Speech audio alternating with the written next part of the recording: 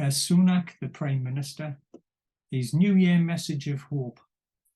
A bit like the Pope, what Sunak's saying is that good times are coming. He doesn't say when, though. And he doesn't say how. And he doesn't say who. So you don't know if the good times are coming today, tomorrow, next week, a month from now, next quarter, next year, this decade, sometime this century. You don't know how it's going to happen, just the good times are going to come. So the good times are coming. How he's going to make the good times come? Nah, I'm not going to tell you that. And who they're coming for, he doesn't tell you that either. I would imagine the good times are coming for the Tory donors and the Tory MPs who will get an uplift on their expenses and get their fingers into a few more pies and get their snouts into a few more troughs. And obviously people that know Tory MPs, when the next crisis comes along, man-made or otherwise, they'll be at the front of the queue to help out. And let's hope that the brown paper envelopes is pretty big and that the hip pockets, they went to the tailors in Savile Row and they've got the jumbo back pocket trouser extension. Minimum that you can get in there should be 1 million squids. So old Rishi Sunak, he says that it's been a horrendous 12 months. It's got nothing to do with the government, though. No. It's marred by war, and the war's terrible, no doubts about that. Inflation, which basically the government and the banks created, and political turmoil. He's the third Prime Minister this year. The number of senior ministers that's been and gone and picked up the lumpers in their pensions is, you could fill one of those small gutter football mobile stadiums with the numbers that we've had through.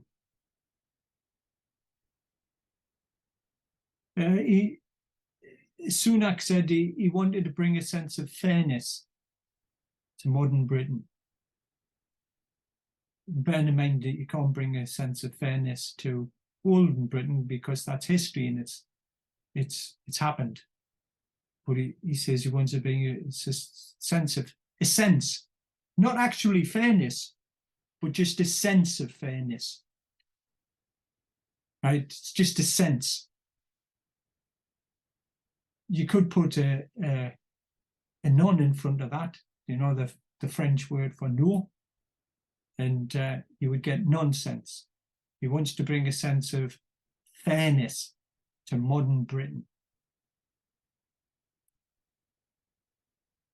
The Tory party, of which he is the leader and the Prime Minister and the government, has been in power from a couple of years at the start when it was in collaboration with the Liberals, has been in power for 13 years. And the best that we can come up with is to bring a sense of fairness to modern Britain. A sense. He's not bringing fairness to modern Britain. He's just going to bring a sense of fairness. So here's your slice of fairness, and here's your slice of fairness, and here's your slice of fairness. Everybody gets a fair slice. Some people get a bigger slice than others, by the way, but that's only fair. Isn't it? Some people need to eat more. Some people have more bills. So their slice of fairness is just going to be bigger. If you're a Tory donor, your sense of fairness is just a pentanticon truck, you'd need to haul away the slice of fairness that you'll be getting. Other people will just be getting a sliver of it. They don't need that much fairness. And he says he's optimistic about the future. So you can, based on, sure, like, you know, is it just in your water? You feel optimistic, great. Or you're an optimistic person. He's come from a family that's worked hard. He's probably worked pretty damned hard himself to get himself through the education grinder. And, you know, he's ended up in one of these big banks. You've got to be pretty hard working to be in one of those.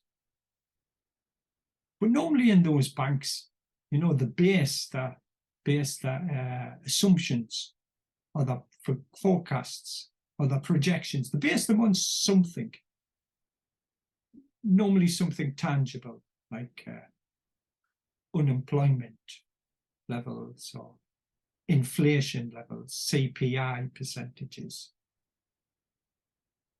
how things are changing, world situation, better or worse, global economics. They tend to base them on something like that. But it's not saying anything about that. It's just saying he's optimistic about the future. Why not? Just be optimistic about the future and get your sense of fairness here.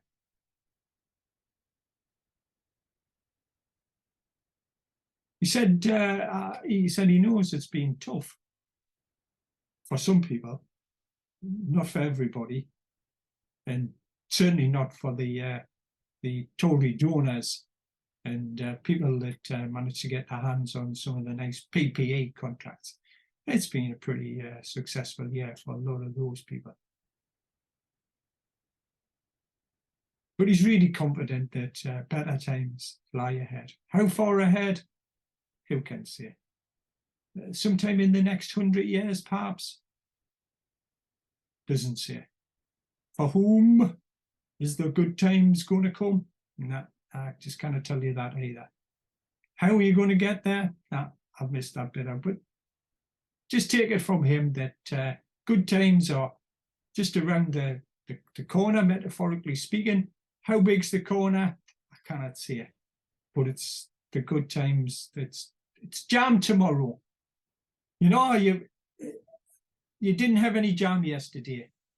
In fact, the piece of bread that you had with the jam on, you dropped it and it fell jam side down onto the ground so you couldn't eat it. And somebody trampled on it. But the jam sarnie that you'll get sometime in the future, the optimistic future and the fairness future, and you're having the sense of fairness that you've got your jam sandwich in your hand, it'll be jam sometime in the future, but not too sure. Will it be strawberry jam, rhubarb jam? Do they make rhubarb jam? Wherever. Raspberry jam, any of those type of jams. Will it be any of those? Doesn't say, doesn't need to, but he's optimistic that you'll have a sense of fairness. You just sense it. Fairness may not exist, but you'll have a sense of it. You'll just be able to sense that. Oops, I've just sensed there was fairness sitting next to us. Oops, sent a shiver down my back, but here presto. It is, he's only been in the job for several weeks and he's looking forward to the to the next election, as we all are. His chances of winning it, I would say, are fairly slim.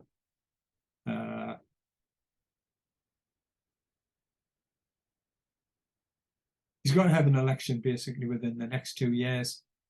More than likely, it will be in the autumn of 2024. That's the year after this one. We're right at the start of the year. So he's got the whole of this year, and he's got about 6 to 9 months of next year. He doesn't have to go to the country for the election till early 2025. the chances of having a winter election tends to be low.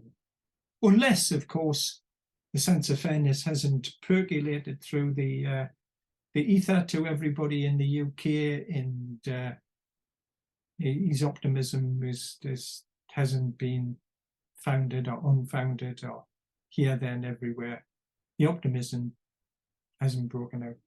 People are still glum, are still wondering how they can afford things with the cost of living and inflation going up. Oh, but the inflation have went down by then. Yeah, but will the prices come down? Oh, whoa, whoa, whoa, whoa, whoa, whoa, whoa, whoa, whoa. We're just talking about inflation. Look, the inflation, it used to be 10%, now it's only 5%. But the prices haven't come down. But the inflation's down, man. Yeah, but the prices are still way high. Don't worry about it. You'll get your 1% rise from the government next year, heavies. Along with that sense of fairness, and here's a side order of optimism on the future.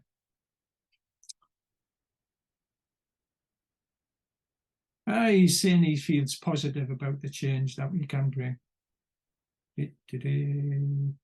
So we can improve people's lives. It's just bland. Ooh, wouldn't it be great if everybody had a good time? Yay. So we can improve people's lives, so we can deliver the peace of mind people are looking for in the here and now. Who wrote the script? Benny Hill. The difference is Benny Hill's, you know that it's supposed to be funny. This is just word salad, rearrange, cozy, nice feelings. Whether it's around energy bills, ooh, everybody thinks that the energy bills is too high, more than likely. Or making sure that backlogs, that's why I'm saying Benny Hill. Backlogs in the NHS are reduced. It's pretty hard to imagine how they can go much higher.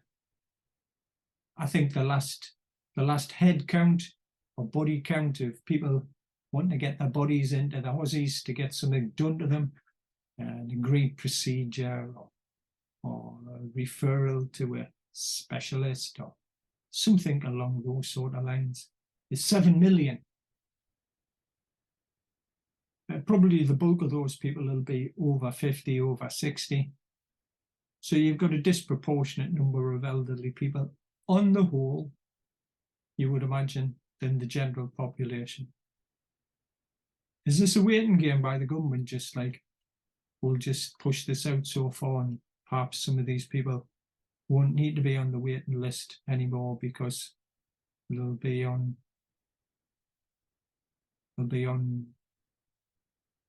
the waiting list, if you get the drift. 7 million. Population of the UK, 69, call it 70 for roundies. That's 1 in 10 of the population. If you say the bulk of people under 35 to 40, on average, I'm not saying that there's nobody, but on average, the people that's on the hospital waiting lists are on average about 50.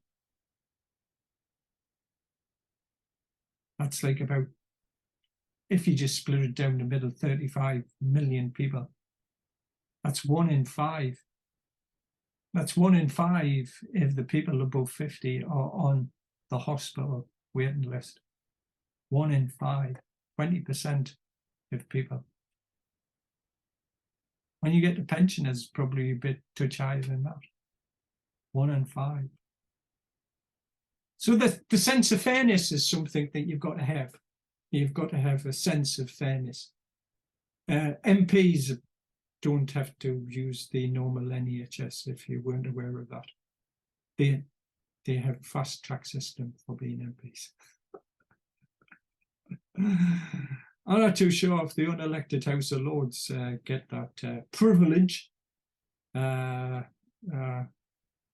You'd have to check up. I'm not too sure about that.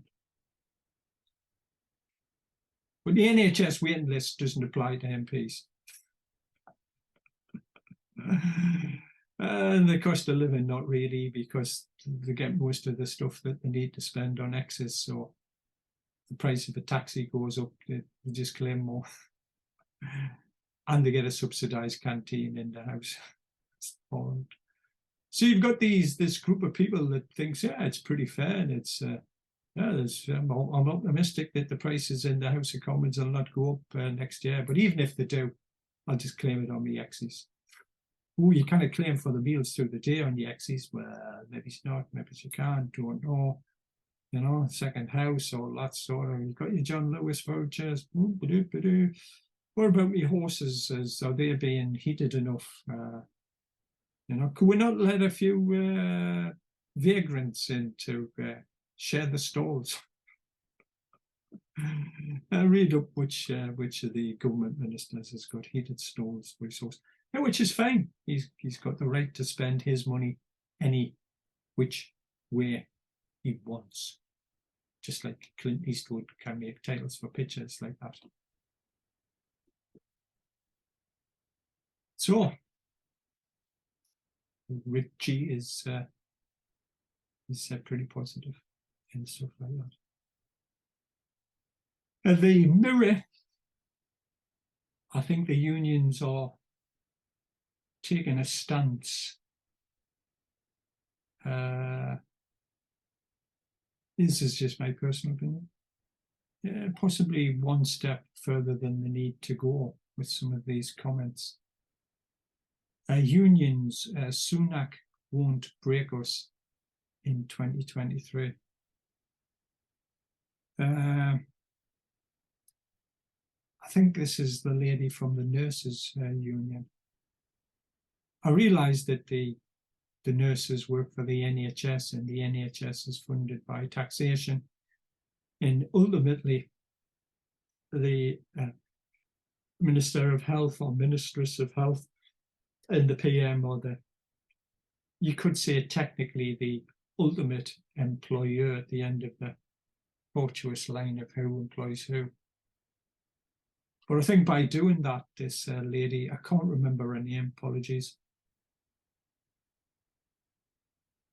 which is making it into a personal sort of thing. Union SUNAK won't break us in 2023.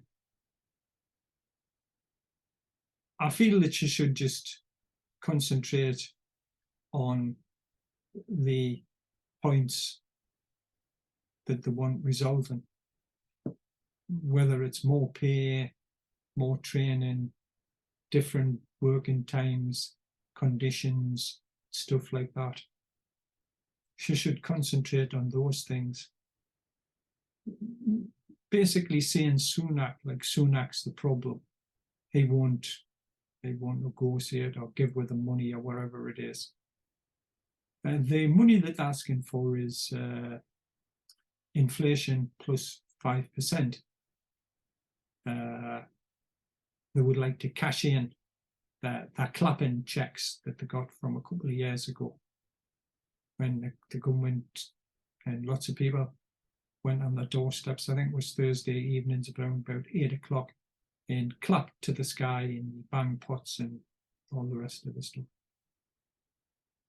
And I think at the time, I think it was a Dutch lady that had started it off and lived in the UK.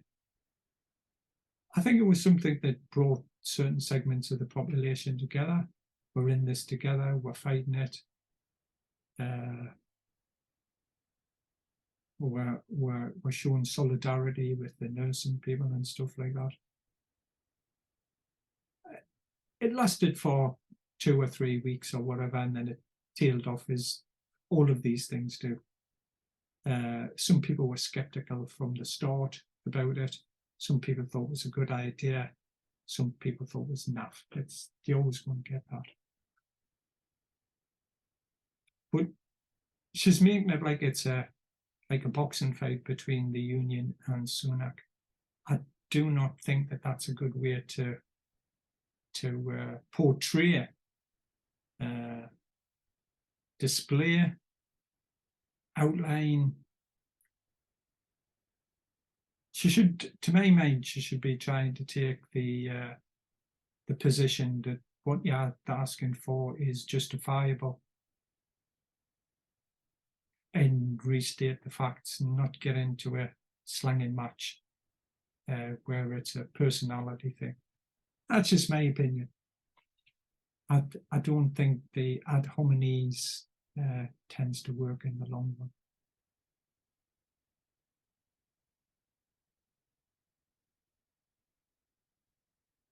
The government has problems. It has a multitude of problems. Most of the problems that the government's got is because it won't address the problems as they arise. And that's not just the Conservative government, it's the Labour government and the Conservative government before that and the Labour government before that, and so on and so forth. And it's not just endemic to the UK. I would say the US and the Euroland countries are quite similar.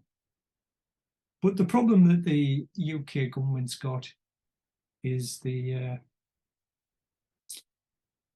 reaction that the stance that they've took in relationship to Ukraine, and basically cutting themselves off in buying cheap Russian gas and oil. Oil's a word commodity. Gas tends to be a regional price.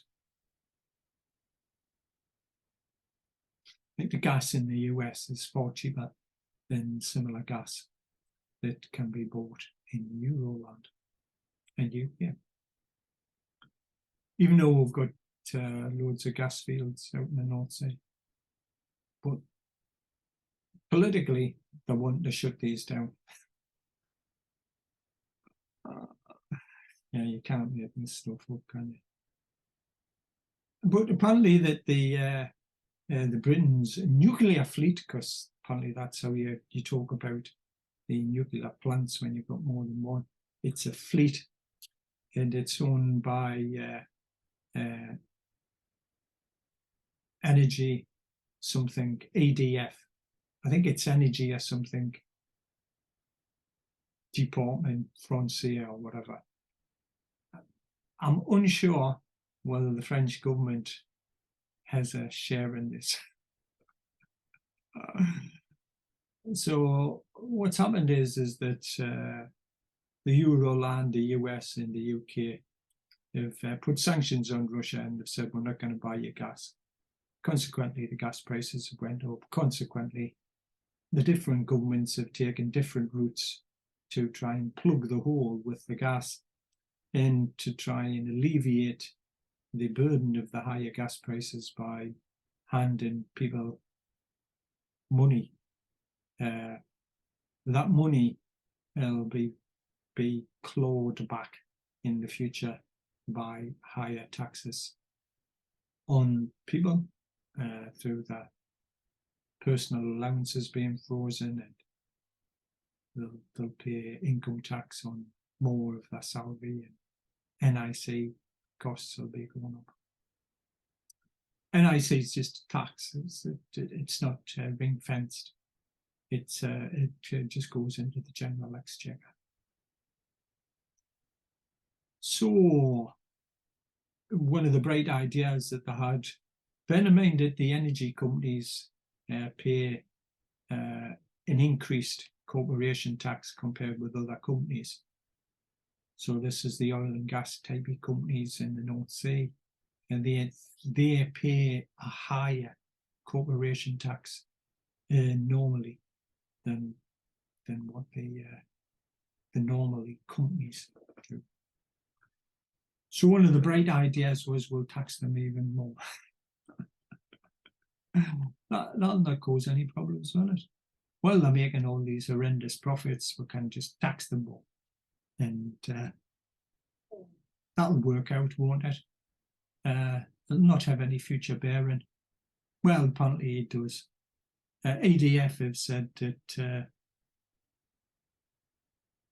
by imposing this tax, this windfall tax, this is just the windfall tax.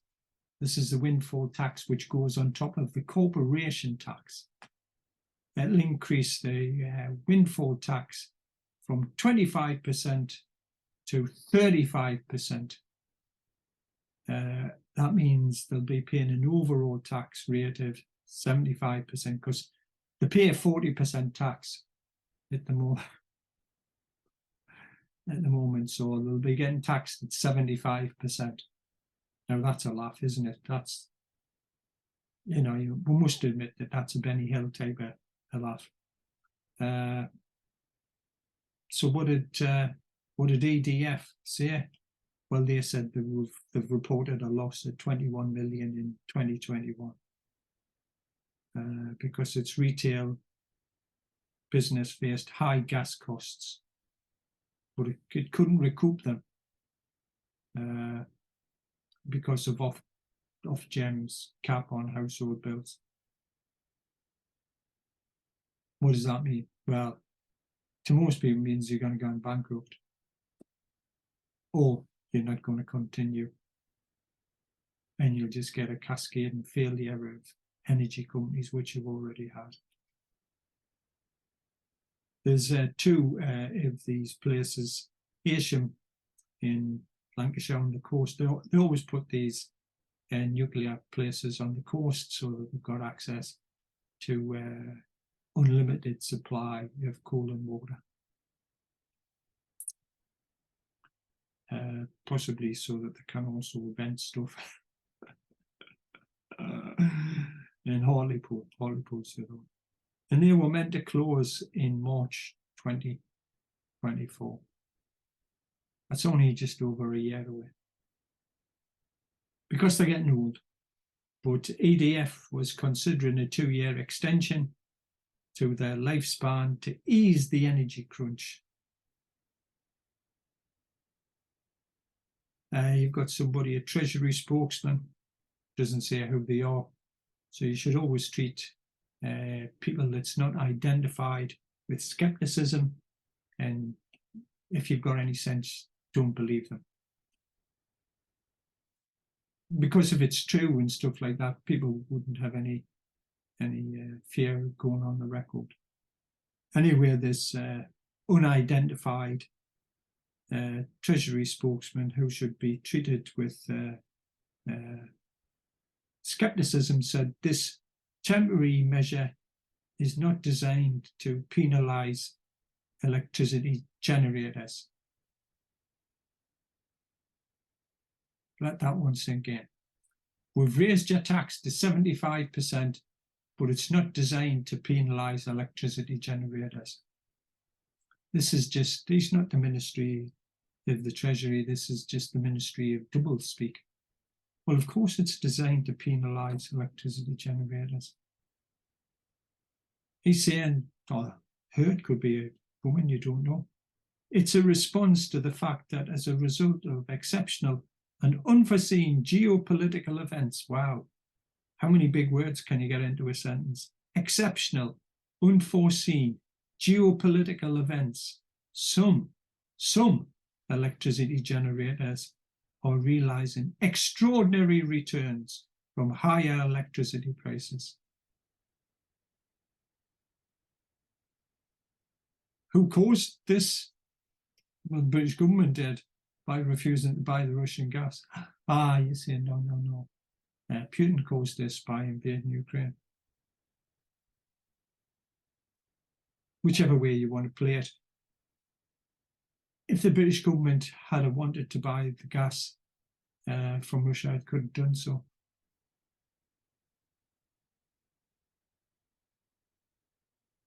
So it's a wee bit self-imposed. Other countries are buying the gas and the oil from Russia. Not everybody's sanctioning them. Just the people that's holier than thou. In a few years' time, when this shimmies out, you'll be able to see the people that's made money off of the Russian trade. Don't be surprised that politicians, possibly in the United States, in Euroland and in the UK, or people associated or donors to these people, maybe he's made a ruble or a shekel or two out of some of these deals. Treat what I'm saying with skepticism. But in a few years' time, think back and think, oh, yes. By that time, it'll all be done and dusted, and, you know, people will just be laughing about it.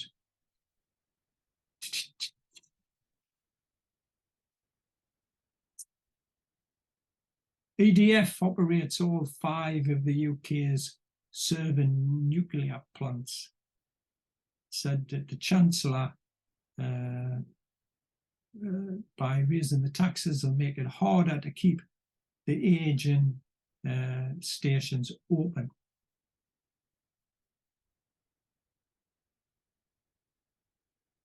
I'm sure the bright sparks at the government can come up with some nice sounding phrase, you know, make we feel better about it.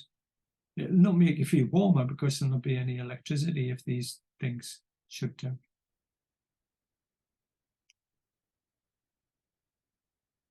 It would remove the cushion of spare capacity. You see, because nuclear plants can provide what's termed base load. Yeah, they can like work 24 hours a day, unlike them solar panels on the top of, you know, yeah, like holier than thou. And look at me, aren't I good for the environment? People that's had them banged on their houses in the UK. But you know, they pay for themselves in like 3 minutes. If you've lived in the UK the last while or two, this winter that we've had, I'm not too sure how many KWs anybody's panels will have been generating, if any. The old windmills that we've got only provide a small percentage of the total load for the country. One of the incongruencies of cold weather is that it tends not to be windy at the same time that it's really cold. Odd time it is, but lots of times it's not. So you get these cold snaps, cold spells. Really, you want them windmills to be fleeing round as fast as they can. But when you take a look at them, they're not moving because of no wind. So Boris, in his glee to jump on the Le Wagon Verdi,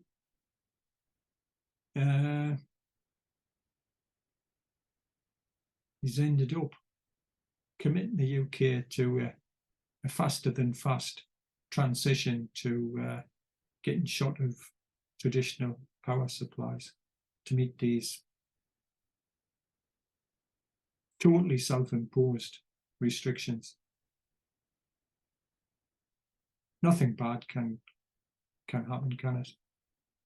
Yeah, but just shut all the gas fields down, shut the oil fields down, shut the coal-fired power stations down, shut the nukes down,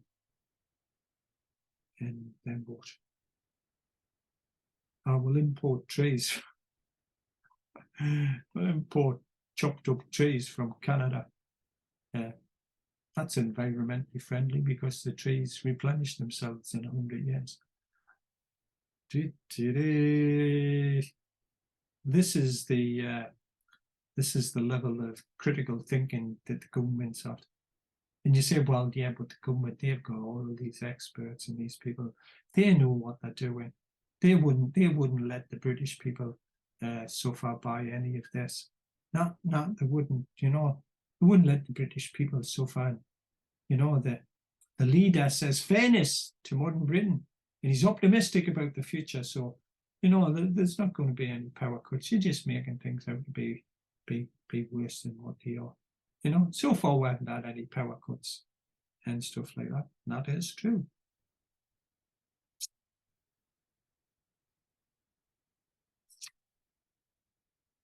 If you're going to put windmills up, you need to put up, I think, if you work it on the basis of what they're producing, the level that they produce and the uptime and all that, I think you need to go from wherever it is, 50,000 or whatever windmills that we've got now, needs to go up to 500,000. Yeah, 500,000.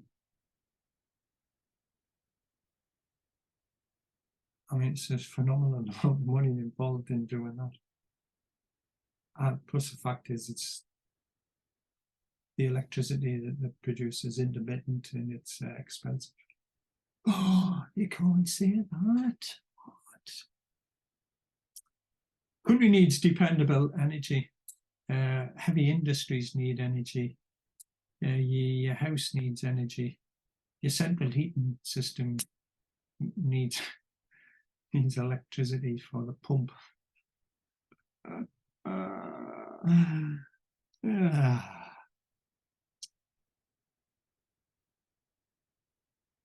The 2 nuclear stations supply more than 2 gigawatts. You might as well say something in trig, sine cosine relationship. Nobody understands what 2 gigawatts of electricity actually means. It's a lot of watts, like when you've got your one watt electric fire blasting out. Well, how much is a gigawatt? Well, 1,000's a kilowatt, and then you've got a megawatt. So is a gigi? Is that the next one up the scale? So that's like 1,000, a million, like a billion. Is it a billion? Is it a billion watts? A gigawatt? I don't know. Neither does most of the people probably reading this. Whoever's written this article needs to put it into context. How much is a percentage of that, of the country? How much does the country use? Does the country use 35 gigawatts an hour? Or does it use 10? Or does it use 500? Saying that it uses 2. Here we go. I shouted too soon. That would typically provide enough power for 4 million homes per year, and around 4% of the power the UK uses on a cold day. So there you go. So the reporter did do a good job and did outline that it's 4% of the power the UK uses on a cold day. So these two go down, so we'll lose 4%. I'm not too sure how close to the mark the electric company and the Central Generating Electricity Board run a plant. But if you take 4% off, you've got a good chance that somewhere in the country they'll have to have their electric power turned off. Now, would it be fair just for the one place? The place I would suggest would be central London, Westminster, Houses of Parliament, and places like that. That would be the place I would suggest to cut off. Because there's enough hot air coming out of the politicians that that they could run Parliament just on that. So that's not good. 4%. How long does it take to build a nuclear plant?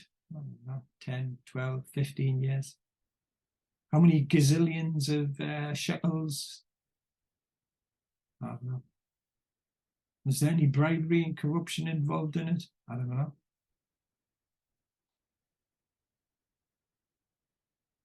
The commercial director, a lad called Glavin, at EDF UK, which is, I got something right, which is owned by the French state. So I was going to say a seigneur, but it's not, it's monsieur. Monsieur Macron, his government, le gouvernement français, l'administration de la France, they own the nuclear power stations in the UK.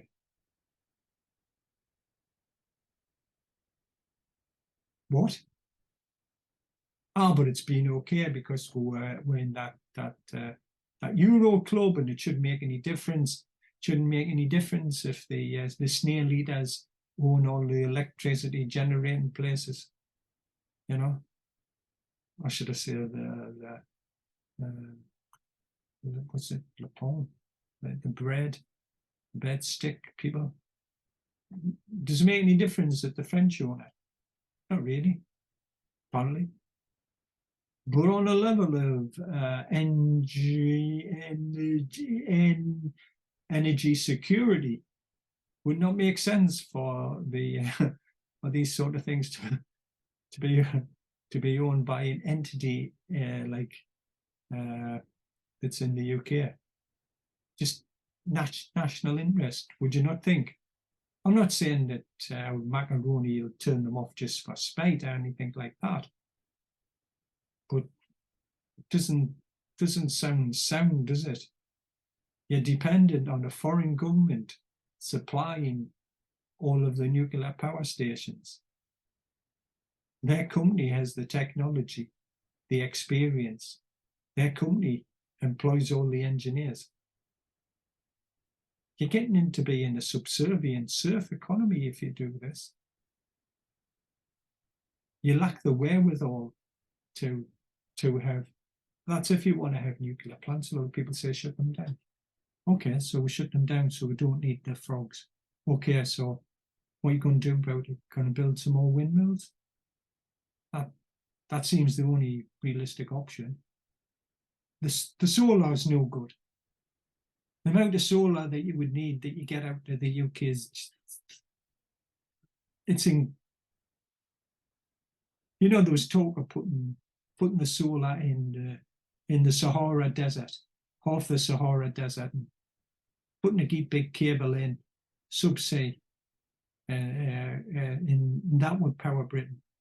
Yeah, nothing could go wrong with that, could it? Unless, like, the Americans want to destroy the cable. Oh, sorry, we're jumping to conclusions that it was the Americans or the Allies or the Poles or the Brits or the Royal Navy that destroyed Nord Stream 1 and Nord Stream 2. Be realistic, be logical. Are you honestly going to say that it was the Russians that blew up that one pipeline? Oh, yeah, man. You've got two options. We can either blow up the two pipelines, or we can turn this little lever or wheel on the top of the pipeline and it shuts the valve. Which means in the future, if you decide and you make up and you're lovey-dovey with people again, you can do that and turn it back on. You cannot when you've blown up the two pipelines and all the gas, millions of cubic meters of gas that was in there under high pressure, methane, CH4. There's probably some ethane in there, C2H6 in there. Escaped into the atmosphere. It's just went totally blank. Nobody's concerned. Nothing to look at here. If Colombo had turned up, he would have been that the police commissioner would nothing to say here, Colombo. Get yourself back earlier, sort out some other cases. We don't need to know. The Danes and the Swedes or wherever,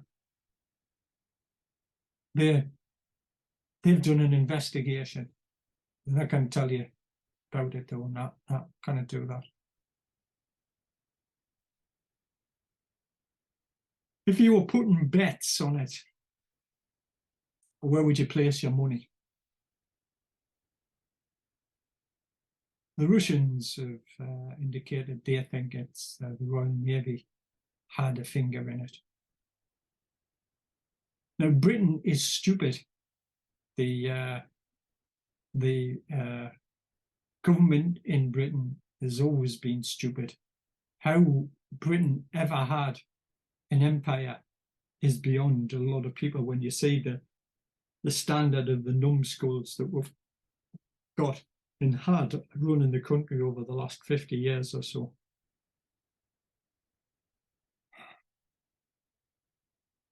But Britain is tied by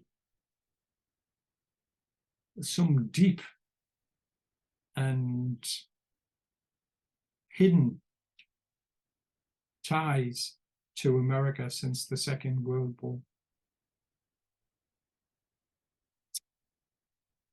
Britain is allowed by the United States to build under license a certain type of submarine that carries missiles that can be fired from just below the surface. America doesn't allow anybody else to do, doesn't allow the French to do that, or the Italians or the Germans or anybody. The Japanese doesn't allow them to. Britain is like the useful idiot for the United States.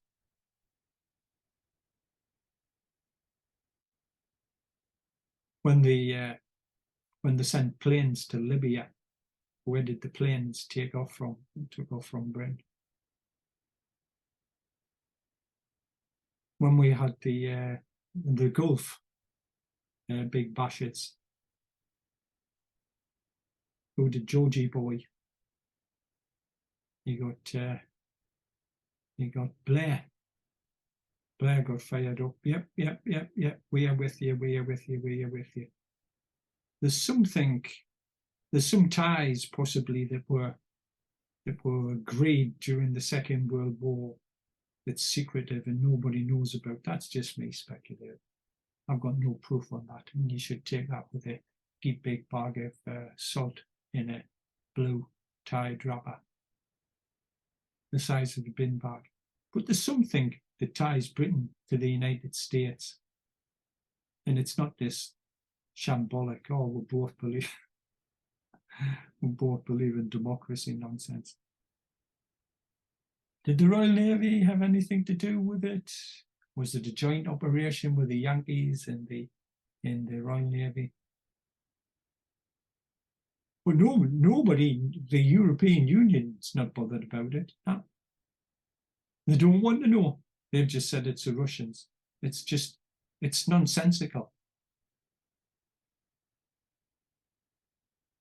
If Johnny Cochran, the lawyer lad, if he was still around, and he had the case, he must have quit. Where's the evidence that the Ruskies did this? Where? Show us.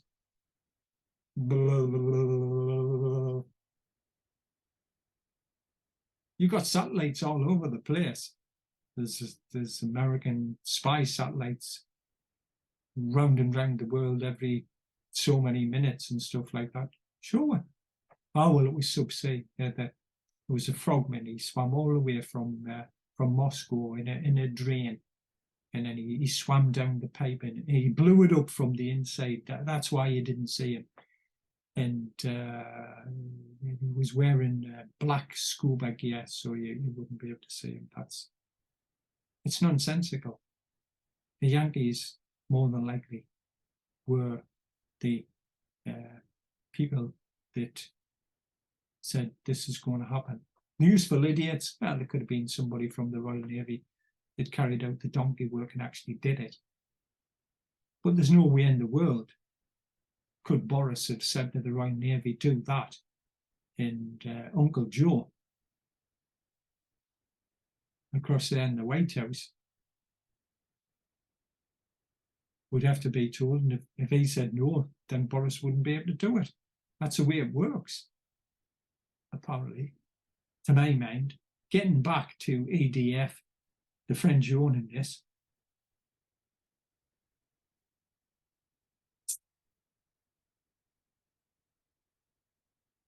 the windfall tax is not going to make it easier to keep these plants open.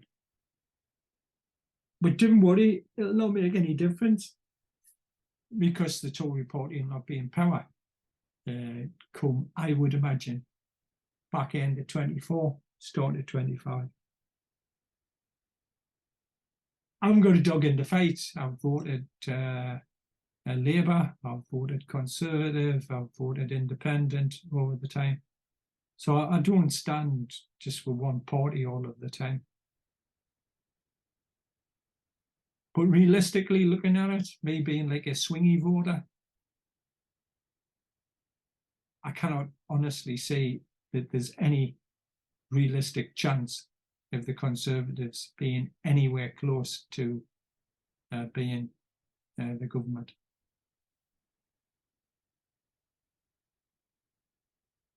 The difficult thing for the Labour Party is that they're basically fighting for the MPs in England. Traditionally, the Labour Party got a lot of its MPs from Welsh Wales in Scottish Scotland, but the SNP have ridden the Labour Party out of town up in Scottish Scotland. So Labour has got to get basically a majority in the north of England to have any chance of winning. But the Conservatives are held in such low esteem now, I think, by most people, after the absolute failures of what's went on over the last 3 years. The NHS crises after crises, all these strikes, the CPI, cost of living, all of this, I just cannot honestly see. Politics is surprising. People were surprised by how big the majority was that Boris got. Boris got that majority on one thing, to my mind. That was Brexit, get Brexit done. Politicians had fiddled about for 3 years, prevaricated, dragged their feet, didn't want to comply. Boris said, let's get Brexit. And they were helped. They were helped because Labour had such a basically a hopeless candidate as their leader, Corbyn. Where's Corbyn's legacy in the Labour Party? Where's the people that were in Corbyn's cabinet? Where are they? Most of the people that's in the Labour high echelons now didn't want to serve under Corbyn.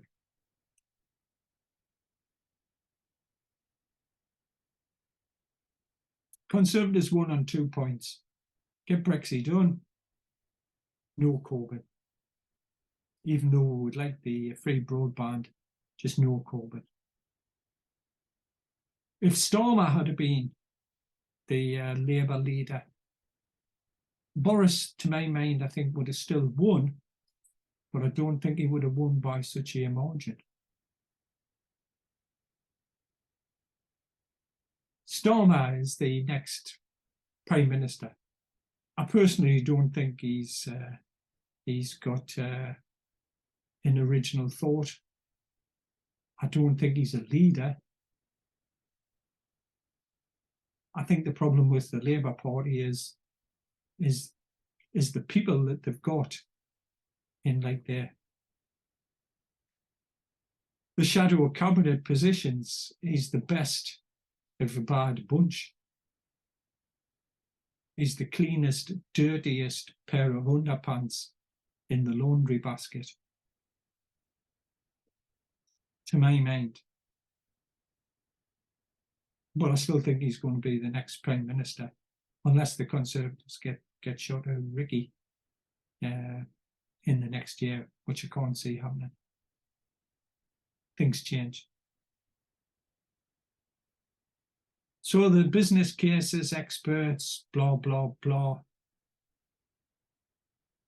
If you have periods of still winter weather where wind output drops, then you could be in a situation where you really struggle to keep the lights on.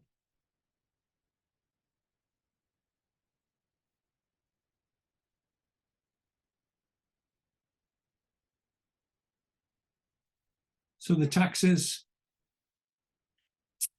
windfall tax or generators, they'll be paying 70% tax.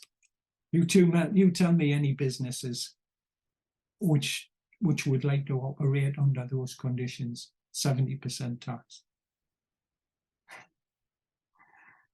But that's only when they sell electricity for more than £75 a megawatt.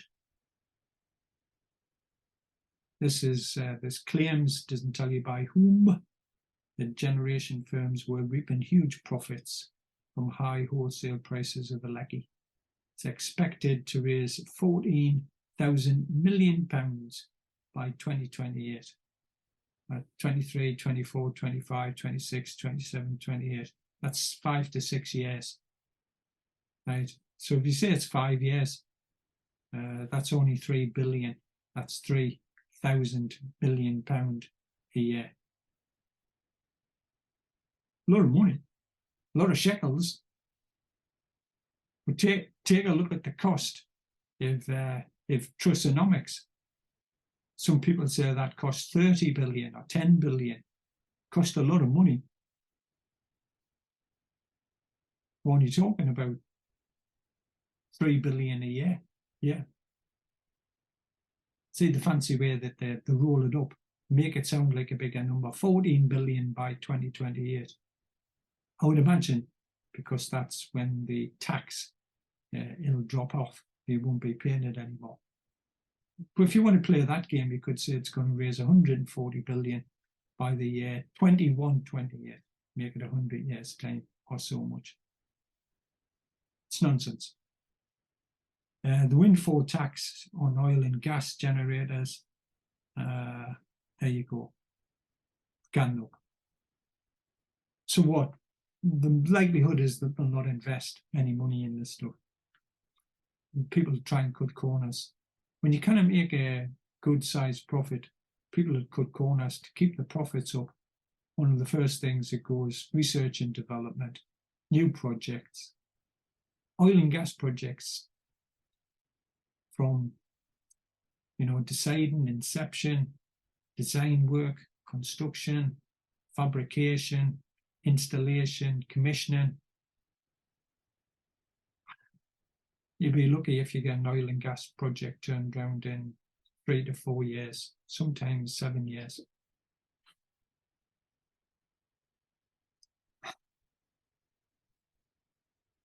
A lot of companies have cut back drilling, cut back prospecting, cut back making developments, trim back.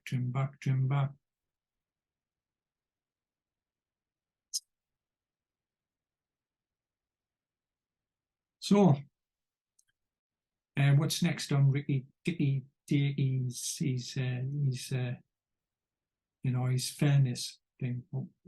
Talking about strikes and talking about ruling out strikes or bringing in minimum staffing levels.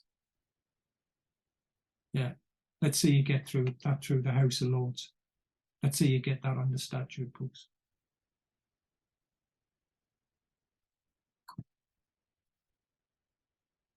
Who got striking? Nurses, ambulance drivers, junior doctors are talking about going on strike. There's a lot of doctors coming up for retirement.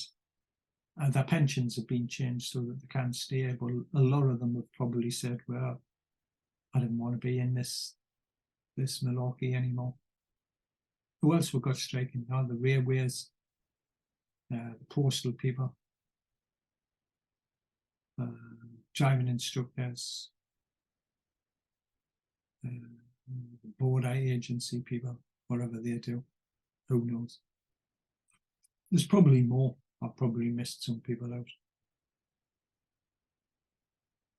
The problem with the strikes is strikes only work, to my mind, until you strike. And then people realise that they can't just get round the strike. Well, that wasn't too bad, was it? The railway strike. We've agreed to work from home for them days. I'm just not going to use the train on those days. I'll use my car. I'll get the bus. I'll just not go. I'll not spend me pennies on that. Post office. Let's make a stamp £1. Pound's not a lot of money these days. Let's make it £1 for us. People just stop sending it. Email. Send email, texts, WhatsApp, Facebook, 101 things that you can use to send electronic messages. When I was a kid, people used to go away on holiday and they used to send postcards. And you had to be quick when you were away. If you were in the UK, it wasn't too bad. Like the Monday or something, you could get the postcards and they would be home for Tuesday or Wednesday. If you went abroad, like to Spain or somewhere like that, you had to be quick. I mean, say people would get the postcard if you're just away for a week, and stuff like that. You know, my family couldn't afford the weeks and stuff like that. But if you got home, you know, like people would say, "Oh, did you get me postcard?" And going, "Oh, I just got it yesterday," and stuff like that. People stop sending. Post office is just for packages now. It's just a branch of Amazon, you know. The post office, who owns them? Deutsche Telekom or Deutsche Post or some Spanish company or somebody who, I don't know who owns the post office anymore. It's owned on the stock market, so lots of companies and people like that. And you could buy shares in it and stuff like that a few years ago, 6 or 7 years ago when they privatized it.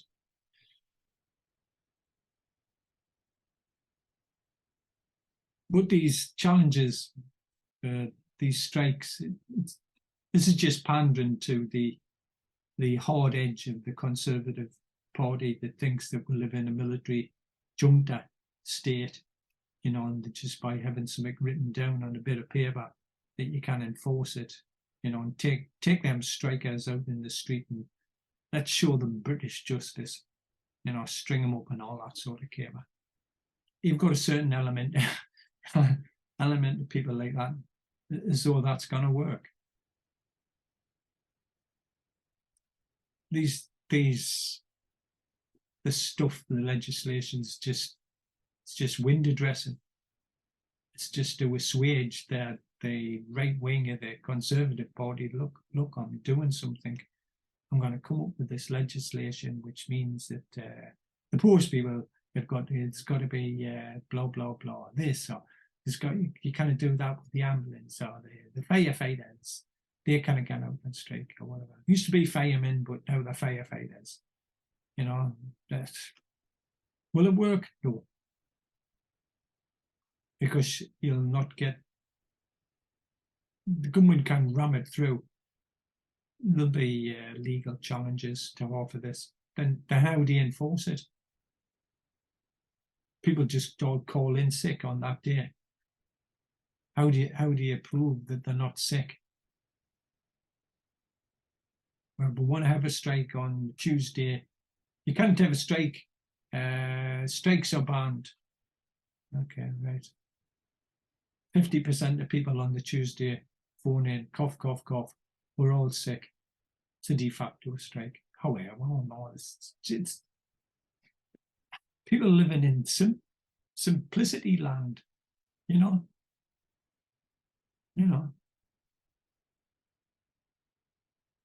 What else is on Ricky's? This is from the Sunday Times. I'm not saying that they've been drinking a lot on New Year's Eve, but this just sounds like raw propaganda. Wavering voters could scupper Stormer's victory. Really? A third of the electorate in key battlegrounds are still don't knows. Giving Tories fresh hope. well, Rishi said that he wants people to have hope, didn't he? You know, he's optimistic about the future and he's fairness. Does he say he believes in hope? I don't know.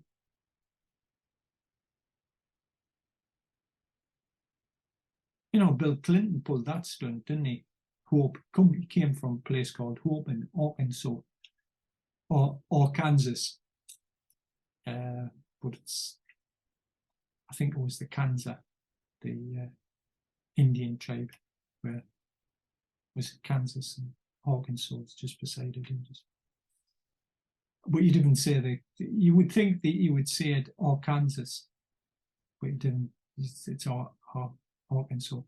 It's because the French got there, and they weren't going there to build a nuclear power station at the time.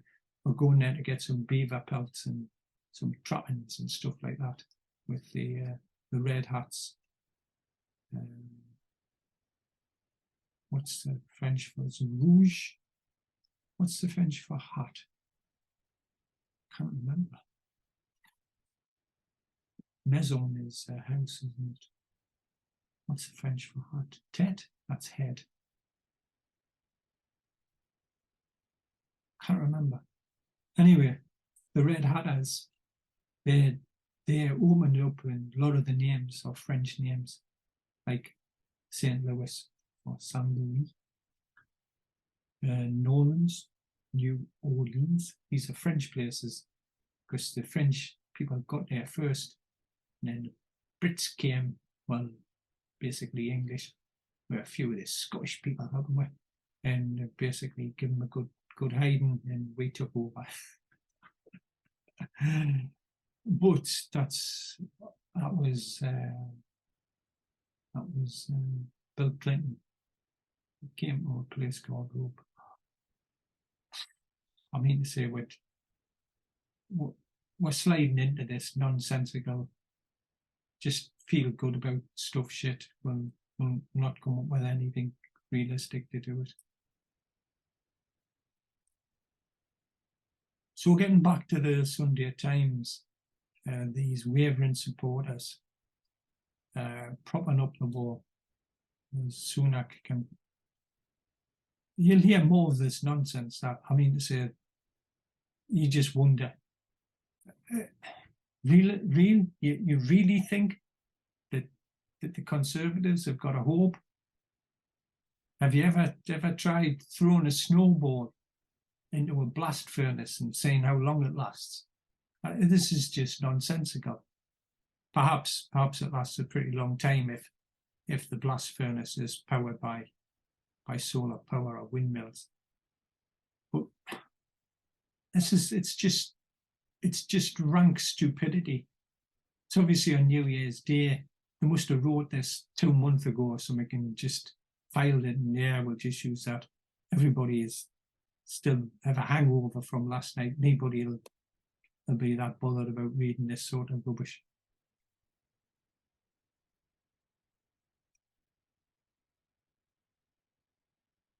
But SUNAK is preparing to announce a string of policies. These are just policies. No, it's going to happen with them. They're just policies, though. An attempt to define his premiership. Like I said, the Conservative's been there 13 years. He's a Conservative. These policies, surely, the other Conservatives must have had policies. What happened to them? What was the policy for the NHS? Was the policy to get 7 million people on the list? Was that the policy? Well, the big one, because we've got a few strikes on the go, the big one is the new anti-strike laws. Minimum service levels, unenforceable. To be required on transport, unenforceable. This will set the Tories apart from Labour and is hoping to introduce the legislation this month. It'll be insipid, it'll be unenforceable,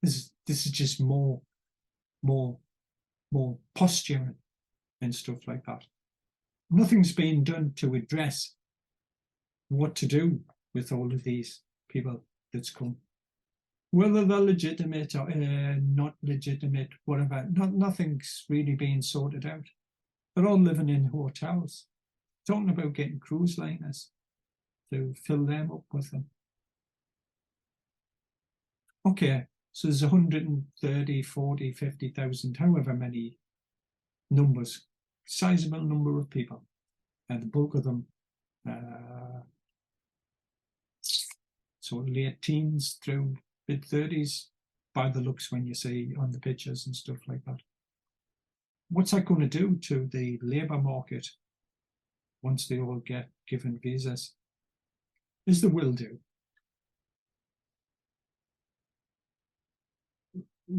Where are they all going to stay? These 100 plus thousand people. Where they're going to stay? Are they going to? Is the burden to find accommodation for them going to fall onto local councils? Tower, you're the Prime Minister and all this stuff. Tower, what's the long-term plan? Bear in mind that this shows no sign of abating. In fact, all it shows is that there's more people wanting to come. So whatever it was, 40,000, 50,000. So just say round figure terms, 1,000 people a week are going to come to the UK. 1,000 doesn't sound many, but when you take it over a couple of years, you're looking at 100, 200, 300,000 people. Once they get asylum in the country, they'll be bringing, I would imagine, spouses, family members, other people. So you can probably double or triple those numbers. Where's the housing for all of the people? So we can build more houses, fine, okay. Where's the money for the housing? If the burden falls onto local councils, how are the local councils going to fund building accommodation for immigrants? These are the real stonkers that need sorting out. Where's the plan? This is just window dressing. This is just more and more nonsensical window dressing. Same again, it appeals to the right wing of the Conservative Party. It appeals to the, you know, we've got to kick them out, or we've got to do this, or we've got to do that, and stuff like that. I'm saying you need to be realistic. The people that's here are not going to get kicked out. Okay, one or two. But the 150,000 people, they're not going to hide them out. They're just not. If you cannot say that, then all the politicians are saying, yeah, we've got to stop the people floating across in the boats and stuff like that. Yeah, it's them bad people smugglers, blah, blah, blah, blah, blah.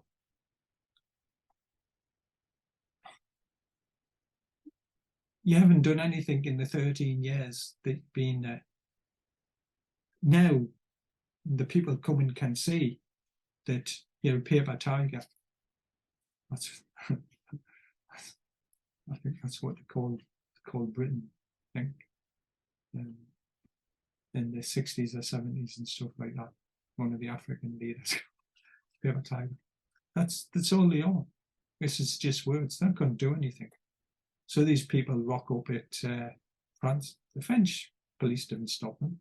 There's pictures of the French police standing on the beach, just allowing them to get into the... How can you stop them not getting in the boats? They're not committing any crimes. So they get in the boats, they paddle across, midway, the RNLI speed out and pick them up and bring them back into the UK to prevent anybody from drowning. Where's the long-term solution? What are you going to do when these numbers aren't 1,000 people a week? What happens when there are 5,000 people a week? What are you going to do? What's your solution? The solution that SUNAK's got is, well, I'm only going to be in this job for another 18 months, so realistically, I just have to come up with some proposals, you know, make some new fancy laws that nobody will obey, won't be enforceable, and I can just scuttle out of here in 18 months' time. And it's up to Stormer to sort all this nonsense out. To my mind, that's all that seems to be happening. And the last one, and realistically, this should be the top one. They've got strikes, then immigration, then the NHS. You ask anybody in the, well, okay, I don't know, I haven't asked everybody in the UK, but ask a section of people in the UK, what do you think is the most important? The strikes, immigration, or the NHS? Ding, ding, ding, ding, ding, ding, ding, ding, ding, ding. That's the people pressing the bell for the NHS. So it's third on SUNAK's list. Action to tackle the NHS backlog. Yeah, okay, well, tell us what it is. Including an urgent care recovery plan to help reduce long waiting times for ambulances and a primary care plan to increase the availability of GP appointments. Now, you can fiddle around on the corners and on the extremes of this. You can fiddle around at the edges on this to resolve these things. You can make the booking systems a little bit more effective. You can do these things, the marginal gains. I'm not suggesting you should not do them, but there's something fundamentally flawed at the present time where you've got 7 million people on a waiting list. How are you going to sort it out? A lot of people say it's money. You need to put more money against it. A lot of other people say, no, we can sort it out. It's the unions, it's these people. We've got too many administrators. We've got all these non-jobs. There's an element of that. Boris said that he was going to get 20,000. I'm not too sure if it was new police or additional police. You've got to watch when people are talking about numbers. Do they mean an increase, a net increase in numbers, or do they just mean new people? And they're not taking into account the people that's retiring or leaving. Anyway, that failed. He didn't get the 20,000. In the numbers that they got, nearly 2,000 of the people jacked after a few months, couldn't be retained. Now, was that because the police had lowered the entry qualifications or requirements to get more people in? Or did the people say, this job's not for me? Either it's not paying enough, or I didn't like working shift. It's going to take us so many years to make sergeant, blah, blah, blah. Thought I was just going to be riding around in a Panda car. I want to join the Sweeney. You know, I don't know. But he had the same caper with doctors. Said he was going to hire so many new doctors. There's going to be so many new hospitals. It's going to, you know, it's great listening to the people. It's great listening to the talking. When it comes down to the walking and the walking, none of this happens. It's the same with SUNAK. Oh, yeah, and we'll do this, and yes, and I'm going to do that, and whoa, yeah, and we're going to legislation. There won't be any strikes, don't you worry about that, ma'am. I'm here. Yeah, them immigrants, yeah, we're going to hide them on planes. We're going to ship them back to wherever they came from. Yeah, none of that's going to happen. Now the biggie, the 7 million. The 7 million in the line. What are you going to do about it? Where's your action? Oh, well, you know, we've got a plan. We've got to... It's nonsense. Because Boris had a plan. Did that work? Nah. I mean, Truss wasn't there long enough to even get a plan. Her economic plan was like, I'm just going to borrow more money. The country's got a huge debt, £2.5 trillion. That's 2.5 million pounds. The number's astronomical. The Bank of England trying to combat the inflation which it created by printing all the money a couple of years ago, paying for all the COVID stuff, all the furlough, all the QE, buying government bonds because nobody else wants to buy them. Bank of England's buying debt off the UK government because nobody else wants to buy it. People say, no, the banks want to buy it. No, they don't. Because if they did, they would buy it. If the case is, that's why it's in the Bank of England, because nobody else wants it. The Bank of England adjusts the prices. It forced the prices up because it was buying stuff. The government debt is owned by the Bank of England. The Bank of England is owned by the UK government. Don't worry, it's the same in America, apart from the Fed's not owned by the American government. It's the same in the ECB. It's the same in all these countries. They're all buying their own debt. Yeah, nothing bad's ever going to come of that, is it? Prices have went up. Inflation's went up. You need to combat inflation. How do you combat inflation? Put the interest rates up. Interest rates been clicking up over this year. Bank of England's 3.5%, ECB's 2%. The Fed's got a floating range 4.25 to 4.5. A year ago, it was 0.1. Was zero. Was negative in the ECB land in some of the countries. All these bonds that the government's pumping out, debt.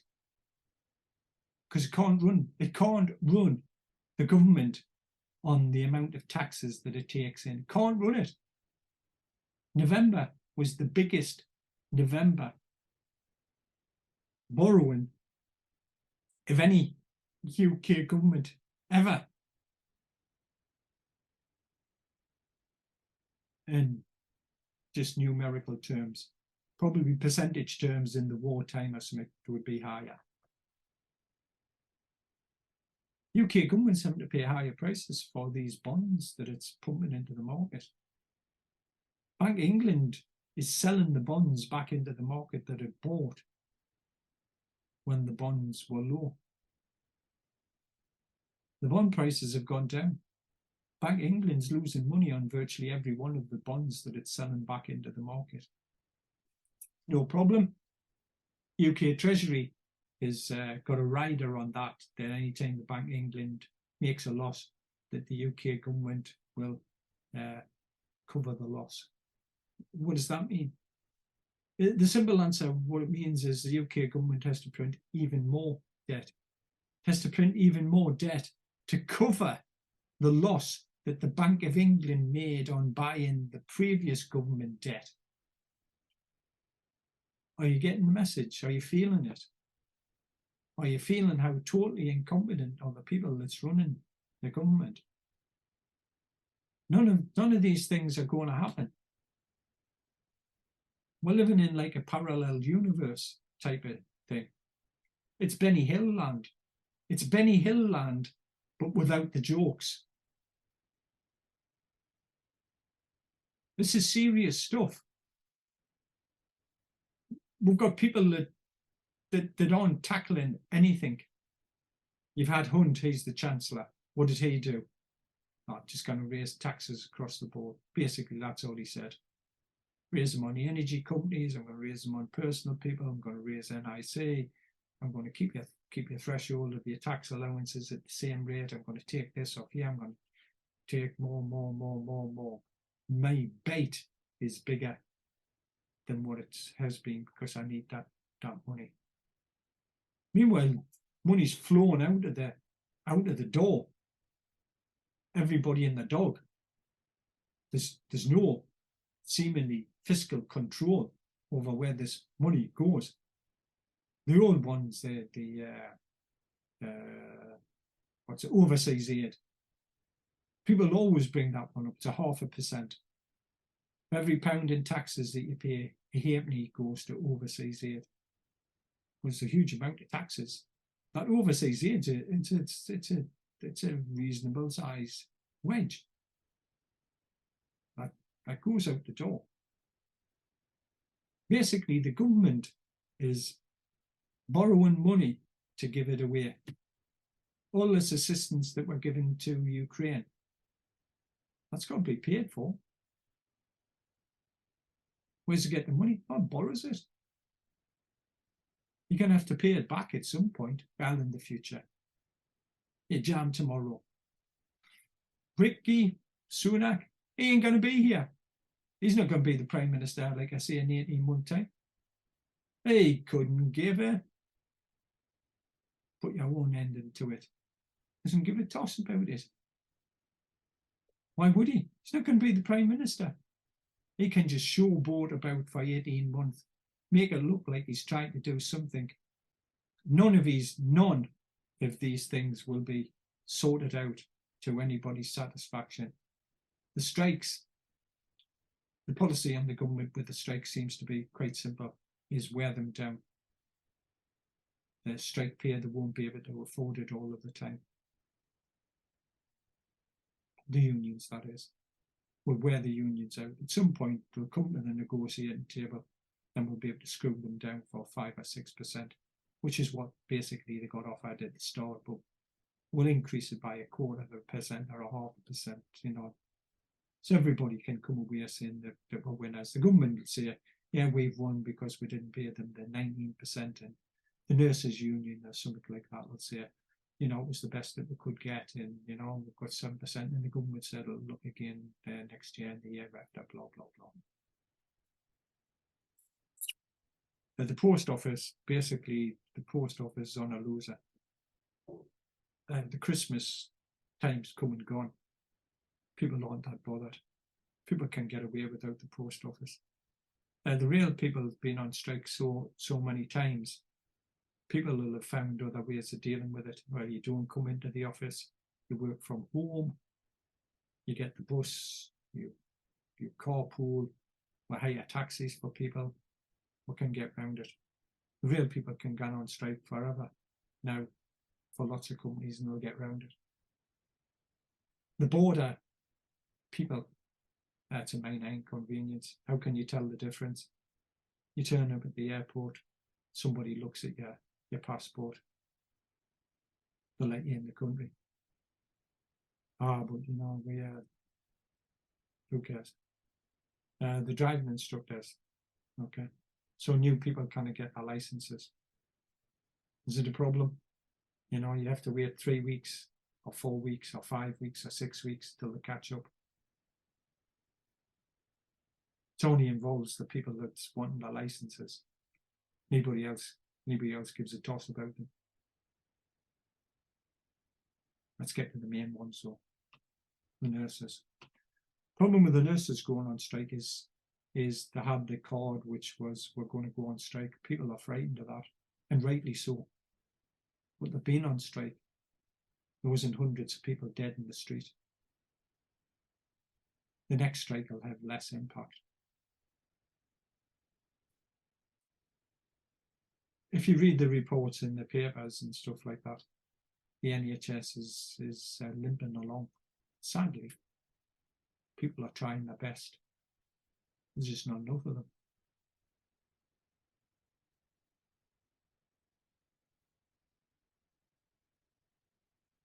What happens? The nurses go on strike again. Government doesn't back down. Nurses go on strike again. Government doesn't back down. There might be an incident, somebody will end up brown bread It'll be unfortunate.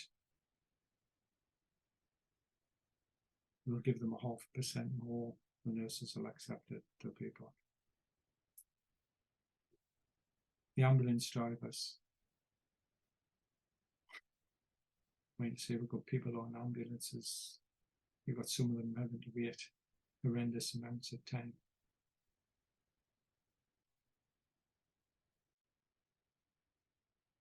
If you're not directly involved in it, doesn't concern you. Like the electric going off. If everybody had a 1 hour or a 2 hour power outage every day, people would be concerned about it. Yeah, my freezers went off, can't get central heating, I've got a new baby in the house, need to keep the place warm, can't cook, I've only got electric, blah, blah, blah, blah, blah, blah, blah.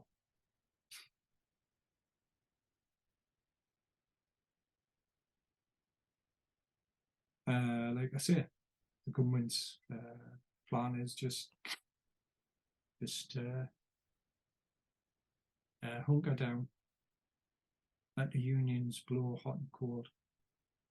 They'll come back to the table at some point. Maybe it's in a week, maybe it's in a month, maybe it's in 2 months.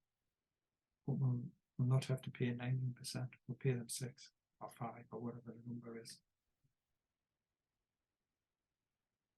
Like I say, it ain't going to make any difference to the polling. I keep saying it, Conservatives are dead men walking. SUNAK's on that section of the jail, you know, where they're just counting the days till they're getting the chair. He's not doing the best for the country or the best for the legacy or the best for this.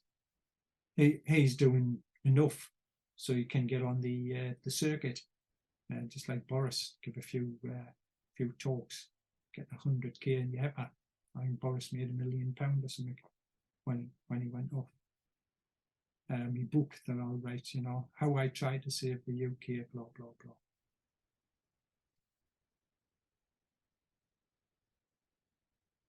That's my view.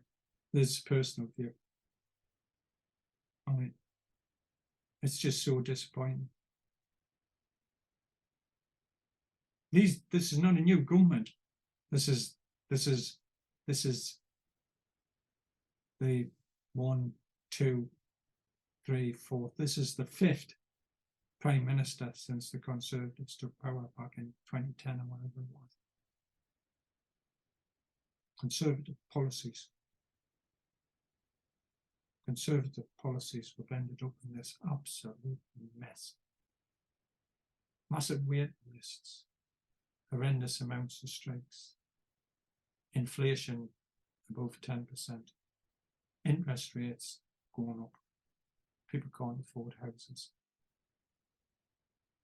cost of food, Brexit not sorted out, still shambolic,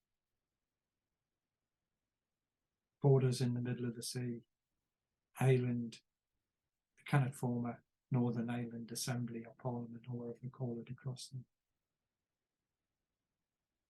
NHS, 7 million in counting.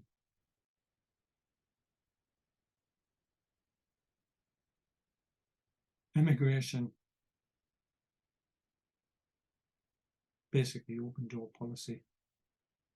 You can either have a welfare system. This is not me saying this. I heard it somewhere. Unfortunately, I cannot attribute to it. I've heard other people say it. You can either have a welfare system in the country, or you can have an open door immigration policy in the country. But you can't have the two coexist. There's real problems with the volume of immigration in the country. Real problems. None of which any of the politicians seem willing, capable of dealing with. When you get numbers that you're talking about of people coming to the country, it causes huge problems. Fundamentally huge problems. Where's the jobs for these people? 140,000 people that come across in the boats in the last couple of years that are bivouacked in the hotels at the moment. Where's the jobs from? What, they're all gonna raid for Uber Eats and Just Eats and DoorDash or whatever it is. I'm not too sure we've got DoorDash across here yet. All going to do that. They're all going to work in Mackie D's. What is it there? Where's these jobs? Conservatives keep saying we want a high wages, highly skilled population. Really? Show me the indications of that. They talked about having a battery factory up beside Blythe. That's Northumberland coast. I think that's fallen by the wayside. What a place to put it, Blythe. What would be the reason to put it up there? All the car companies that would be using it, are south of there. It's in a ridiculous place. You want the battery place where the car factories are, unless there's a reason for it, i.e. cheap land or cheap taxes or cheap power, something like that. Where's the jobs for all the people? These additional 500,000 people that came to the UK, where's the jobs for them? Oh, well, they're crying out for jobs in the health service. They're crying out for jobs in the old people's homes and the retirement communities and all this. They're crying out for jobs and stuff like that. British people are just too lazy. They'll not take these jobs. Yeah, one of the government ministers saying that there's, whatever it was, the numbers, I can't remember, 400,000 or 500,000 or 600,000 less people now working than there was at the start of the panic. People say, I brought my retirement forward a couple of years. I'm knackered. I've been working for X number of years. The amount of money that I'm paying in taxes is not worth this working anymore. All people are saying, I've seen the light. The penny showed us the light. I can live on what I'm earning, or on what my pension or whatever. I'm doing a part-time job. Don't need to work full-time. These are real things which is happening in the real economy. The demographics of the UK are changing. The baby boom generation is midway through retirement.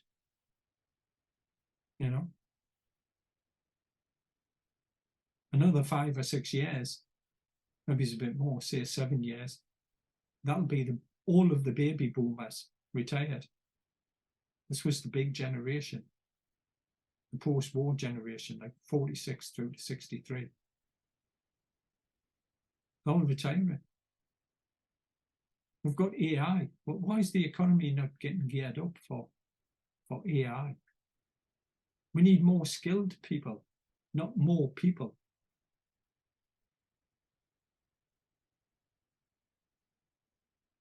The government doesn't seem to look at it that way. It goes for this GDP, just more GDP, bigger GDP. They need the GDP. It's like one of these Ponzi schemes. The GDP must rise, otherwise the government falls. The debt to GDP ratio, it's over 100% in the UK. I think if it gets to 130 or 140%, I don't think there's any countries come back from that. People say, well, yeah, look at Greece, 220 or whatever it is and stuff like that. There is, okay, I'll buy that, yeah. I didn't know enough about Greece to say all the same numbers being used. But he's got problems. But he's a smiler, SUNAK, and he's hoping in his fairness doctrine and all this, and he'll come out with a few little clips and stuff like that. And next year, Hunt's budget will come into force. People will feel the real effect of it. And the year after, it'll be gone. And there'll be the mess to sweep up, clear up. I've got no idea. I tend to think all of these things that he'll do will be marginal, not fundamentally change anything. Come back in a year's time. Is the waiting list 7 million, or is it 5 million, or is it 8 million? You'll get the smarty aleck consultants in there. They'll tell you go for the low hanging fruit. You know, do all of the easy ones first. You know, don't put them in medical order. They don't want any of the complex ones. No. You know, we should rate them on how quickly we can get these numbers down.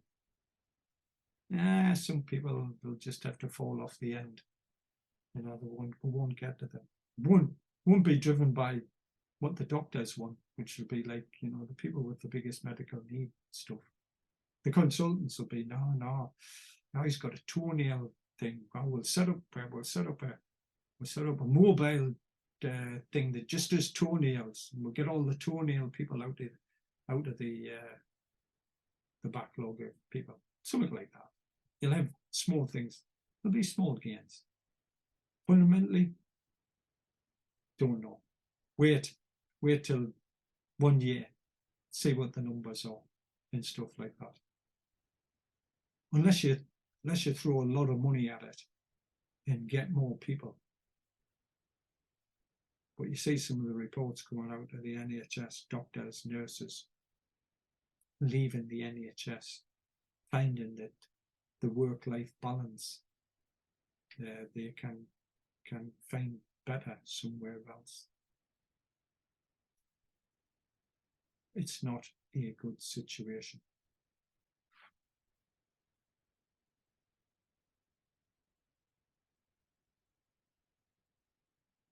So that's my take on what SUNAK has got in his entry.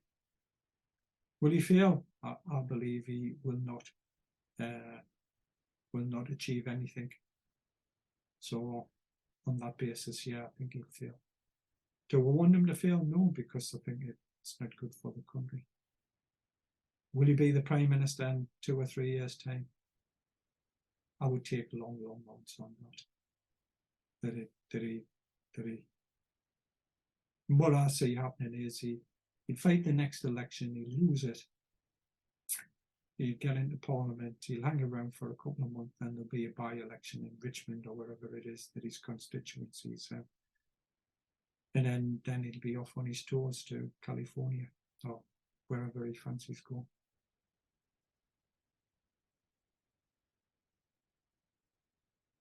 Most people are a PM when they get beat at the election. They drop out of politics. You know, same with Major. Same with Brown.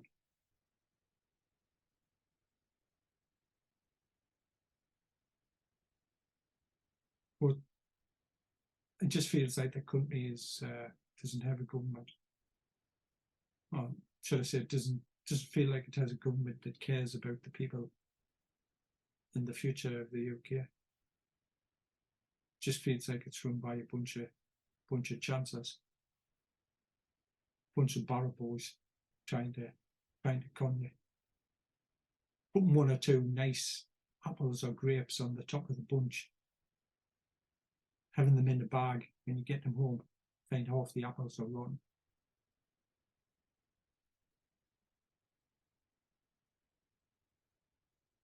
That's what I think. That's my personal view. Thank you.